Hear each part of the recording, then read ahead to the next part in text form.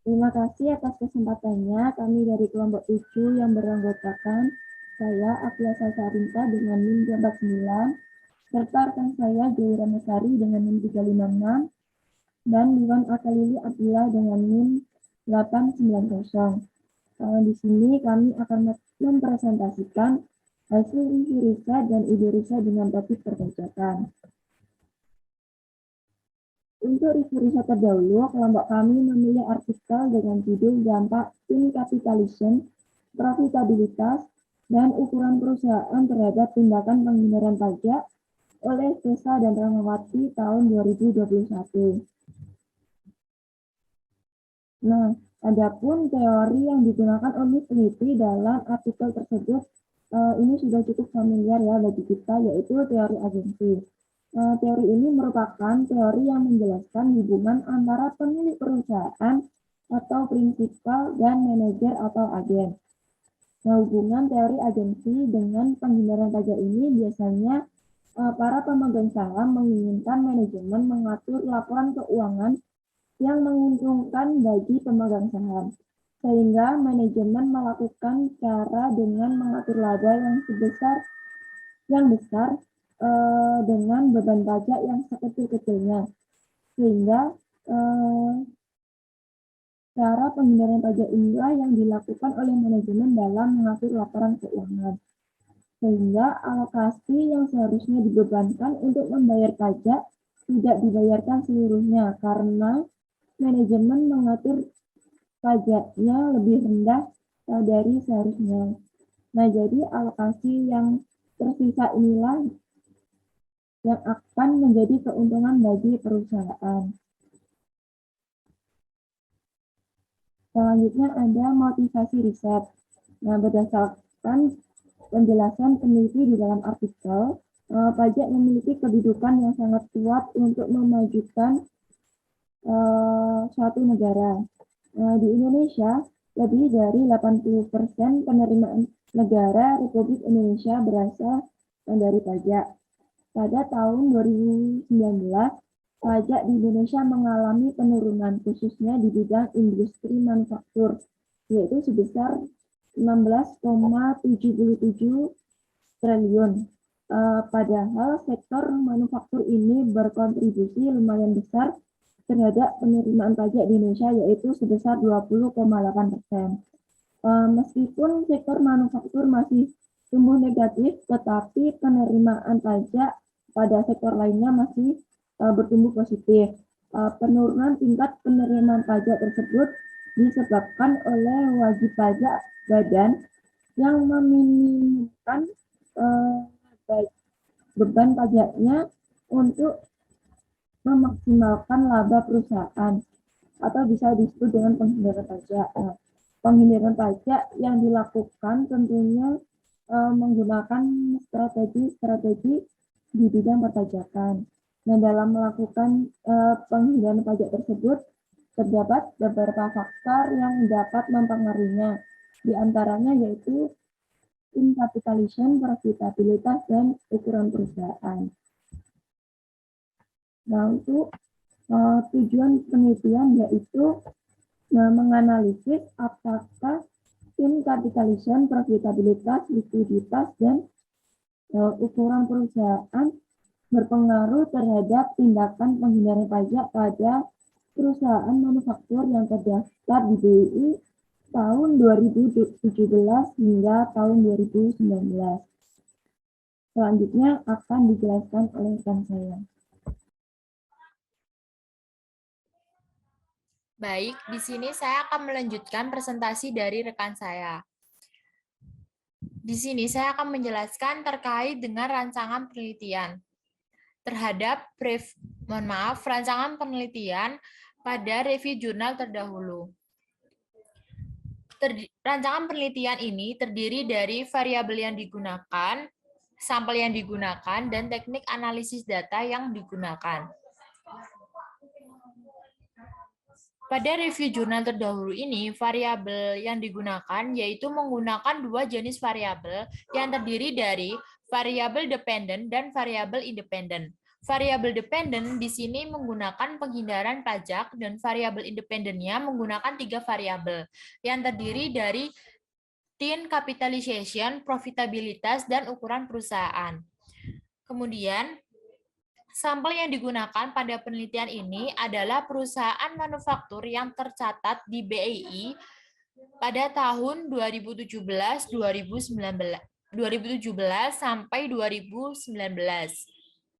Pengambilan sampel yang digunakan yaitu teknik purposive sampling. Yang mana teknik purposive sampling ini merupakan pengambilan sampel dengan list karakteristik tertentu bergantung cakupan yang diinginkan oleh peneliti terdahulu. Kemudian ada teknik analisis data yang digunakan, yaitu ada tiga analisis deskriptif, yang mana analisis ini merupakan analisis yang pengujiannya menilai karakteristik dan menganalisis data yang akan diteliti. Nah, analisis ini juga dapat digunakan dapat memberikan deskripsi atau gambaran yang dapat dilihat dari nilai standar deviasi, variasi, rata-rata, maksimum, minimum, range, sum, weakness, dan kurtosis. Kemudian analisis regresi. Analisis regresi ini digunakan untuk menganalisis variabel yang digunakan dalam peneliti, yang bertujuan untuk mengetahui pengaruh serta hubungan dari variabel dependent terhadap variabel independen. Kemudian ada UGF, yang mana UGF ini juga bertujuan untuk mengetahui apakah variabel independen memiliki pengaruh terhadap variabel dependen.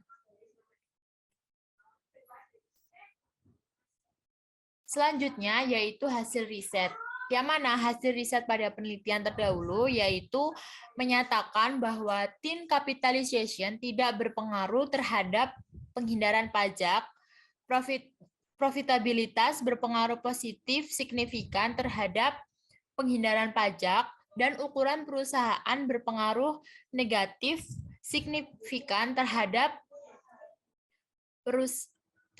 penghindaran pajak. Selanjutnya yaitu ada keterbatasan dan peluang. Keterbatasan dari penelitian ini yaitu hanya menggunakan 69 perusahaan dan variabel independen tidak memaparkan seluruh faktor penghindaran pajak.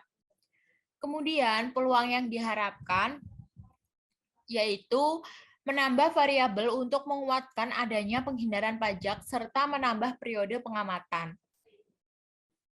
Selanjutnya yaitu ada ide riset, yang mana ide riset dari kelompok kami berjudul Dampak Tin Capitalization, Profitabilitas, Likuiditas, dan Ukuran Perusahaan terhadap tindakan penghindaran pajak pada perusahaan manufaktur di Indonesia. Selanjutnya akan dijelaskan oleh rekan saya.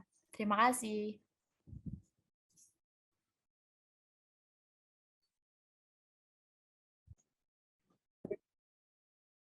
Baik, selanjutnya adalah membahas mengenai ide riset, di mana teori yang digunakan dalam ide riset ini adalah teori agensi, yaitu hubungan kontraktual antara prinsipal dengan agen, yaitu dengan memberikan wewenang kepada agen mengenai pembuatan keputusan dalam mengoptimalkan laba, dan juga meminimalisir beban. Dalam hal ini kaitannya dengan penghindaran pajak, yaitu bagaimana pemegang saham itu menginginkan untuk laporan keuangan yang disusun dengan tujuan untuk menguntungkan pemegang saham. Nah, maka manajemen itu akan berupaya untuk membesarkan atau mencatat laba itu lebih besar daripada beban itu serendah-rendahnya. Lalu selanjutnya adalah motivasi riset.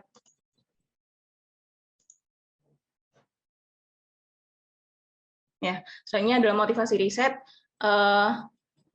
tidak jauh-jauh daripada kondisi ekonomi di Indonesia ketika pandemi COVID-19 yang mengakibatkan pendapatan seluruh industri di berbagai sektor mengalami fluktuatif. Salah satu penyebabnya adalah kondisi di mana terjadinya panic buying ataupun ketika masyarakat itu memiliki prioritas kebutuhan yang berubah-ubah dengan menyesuaikan kondisinya.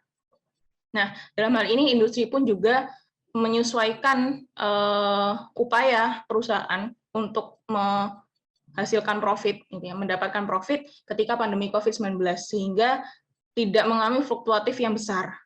Nah, untuk mewujudkan hal itu, maka perusahaan memerlukan beberapa upaya, salah satunya bisa dengan perusahaan itu meminimalisir beban, yaitu dengan menghindari pajak, beban pajak. Begitulah motivasi untuk melakukan penelitian terhadap judul ide riset ini. Lalu tujuan dalam ide riset ini yaitu untuk menganalisis dampak tin capitalization, profitabilitas, likuiditas, dan ukuran perusahaan terhadap tindakan penghindaran pajak pada perusahaan manufaktur yang terdaftar di BEI pada tahun 2018 sampai 2021. Lalu yang selanjutnya adalah rancangan penelitian. Yang pertama, variabel penelitian terdiri dari variabel independen dan juga independen. Variabel dependen yaitu menggunakan penghindaran pajak, dan variabel independennya terdapat 4 variabel. Yang pertama, fin capitalization, profitabilitas, likuiditas, dan juga ukuran perusahaan. Lalu yang kedua, sampel yang digunakan yaitu adalah perusahaan manufaktur yang terdaftar di BEI pada tahun 2018 sampai 2021 dengan menggunakan teknik purposive sampling yang menggunakan 3 kriteria di sini. Yang pertama yaitu adalah kriteria perusahaan manufaktur yang terdaftar di BEI dan juga mempublikasi laporan keuangannya pada tahun 2018 sampai 2021. Lalu yang kedua, tidak mengalami delisting selama 2018 sampai 2021. Yang terakhir yaitu memiliki perusahaan yang memiliki highly leverage. Yang ketiga yaitu adalah teknik analisis. Yang pertama adalah teknik analisis deskriptif, yaitu gambaran umum terkait data yang digunakan dalam penelitian ini atau ide riset ini, sehingga mengetahui bahwasanya data tersebut mewakili antara satu data dengan kelompok data yang lain. Lalu yang kedua, uji asumsi Kasik untuk mengetahui sebagai syarat untuk melanjutkan menggunakan analisis regresi. Lalu yang terakhir adalah regresi linear berganda, yaitu untuk mengetahui seberapa besar dampak variabel independen terhadap variabel dependen. Ya, baik, mungkin itu saja yang bisa kita presentasikan sebagai dari kelompok 7. Sekian dan juga terima kasih.